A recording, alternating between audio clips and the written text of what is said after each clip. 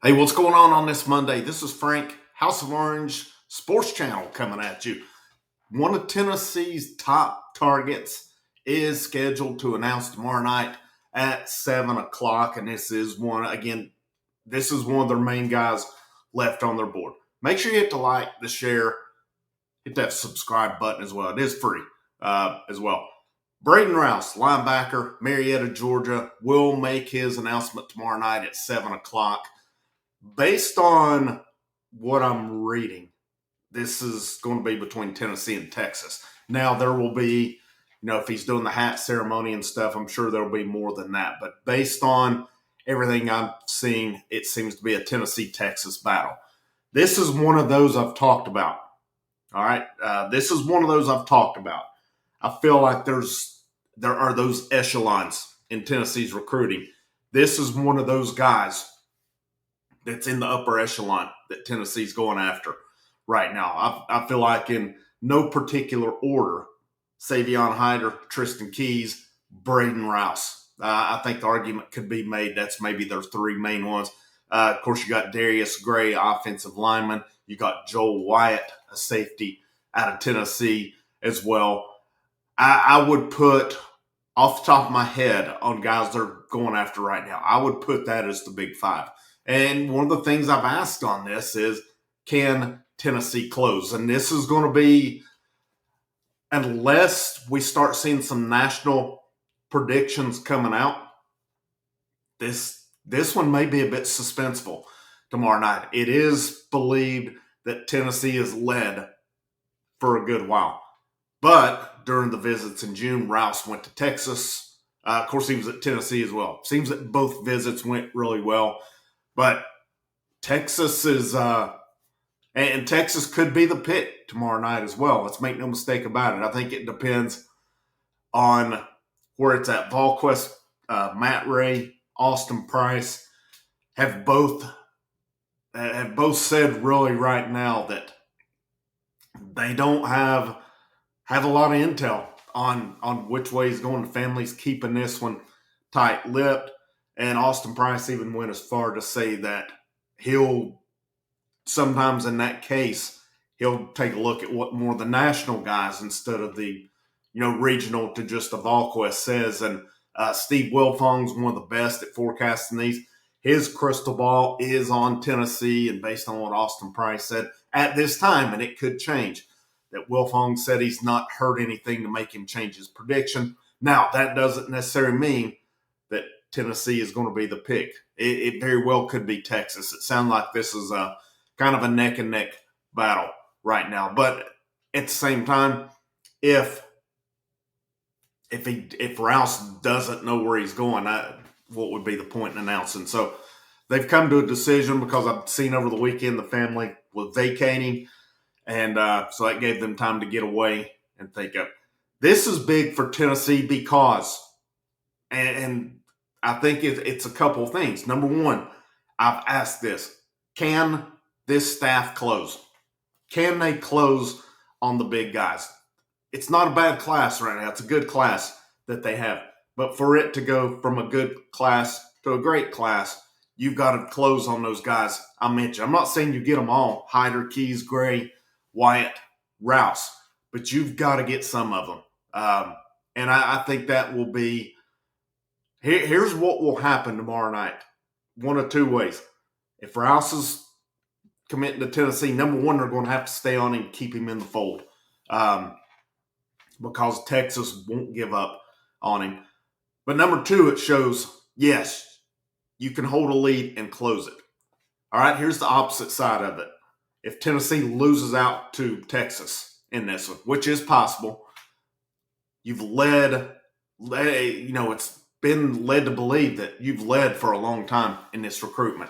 And all of a sudden, same old that we've heard the last few years. Not all the time, but we've heard it too often. Tennessee leads, another team comes in and beats them out in the end. That's just not a good look. And it's going to happen some, but I've talked about this, and you guys can feel free to disagree with me on this all you want to. This staff, the big thing they've got to do is to start closing better on these higher-ranked players. I just feel like that's somewhere that they can improve on. And they brought in good classes. Don't get me wrong. They've held guys in the fold every year. They're bringing in good classes. But they've got to start, these bigger guys, you've got to close.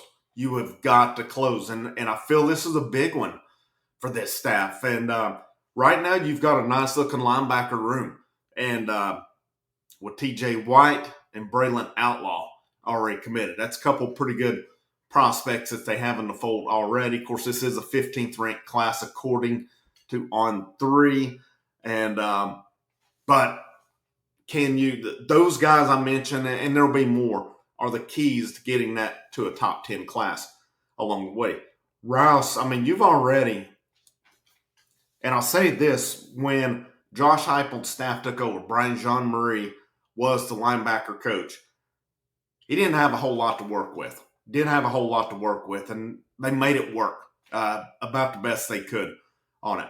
Now you're starting to get elite talent in that room. You look at the current linebacking room that Tennessee has, pretty strong. It's pretty strong, led by Arion Carter, who should be your man in the middle this year. Now, that unit last year, of course, I felt like it took some bumps at times. After Keenan Pilling went out for the year injured, then you had, your younger guys that were kind of pressed into action more.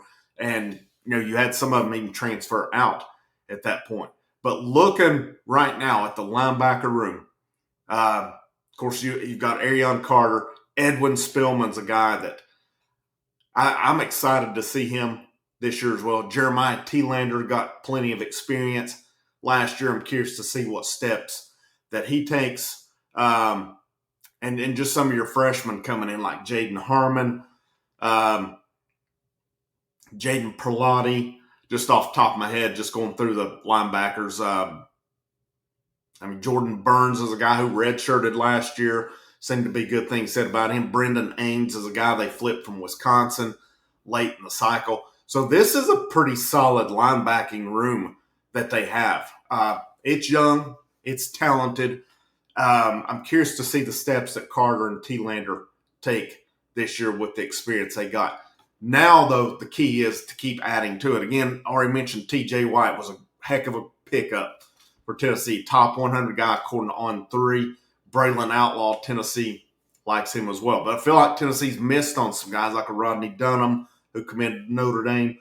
This, to me, is your big, probably either him or Joel Wyatt, I would say, are your top defensive targets left on the board.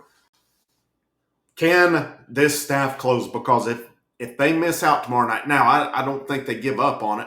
It could be a Deshaun Brame last year who committed to Oregon. Tennessee got him back in the fold. But Texas has missed out on some targets. They're aggressive. They really, from what I've read, want Rouse. Tennessee really wants Rouse. What's it going to come down to? Is it going to come down to money? I don't think all these recruitments come down to money. I just don't. And Tennessee seems to have that relationship. Will it win out in the end? But Texas has been relentless, and that's what Tennessee needs to do more of, in my eyes. I've just felt like there's too many times the last few years they've had the relationships, been in good standing, and then they miss out. And again, I'm not discrediting guys that they get in, but I don't know. It's just seemed a little bit of a pattern. And again, you can feel free to disagree with me on that as well. But all eyes are going to be on that tomorrow night at 7 o'clock. I'm not sure. I've not seen right now if it'll be streamed or anything. I would imagine it will. Most of these are. But you can find that. Normally you can find them, if not through YouTube, you can find it on Rivals or 24/7 On3, something like that they'll stream the announcement. But keep you updated on that. We got a baseball portal commitment coming at some point. We got the Ross Kivett bomb last night. It's not a matter who or when. It's not a matter if, it's when. So keep you updated on that as well. Have a great rest of your evening. Frank, House of Orange. I'll see you when I see you.